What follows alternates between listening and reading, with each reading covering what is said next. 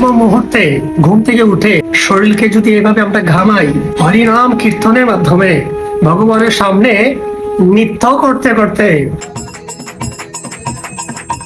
কেমন হয়? সারা দিন কেমন ভাবে যাবে? অবশ্যই ভালোভাবে যাইব। আপনার শরীরে যে পাপ রাশি সঞ্চিত ছিল, পাপগুলা ছিল এই দেহেতে, ঘামের মাধ্যমে ভগবানের সামনে নৃত্য করার জন্য আপনি পাপ থেকে কিছুটা মুক্ত হলেন।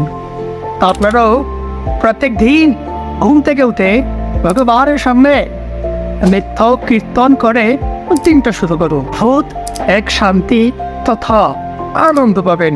সুকথবদ্ধ চাই ভোগ করেন, সেটা দেহের জন্য। আপনি যা আনন্দ পান সেটা মনের জন্য, কিন্তু শান্তি কেবল আত্মার জন্য। এই কারণে আপনি সব কাজ করে শান্তি পাবেন না। আনন্দ আপনি যে কোনো কাজ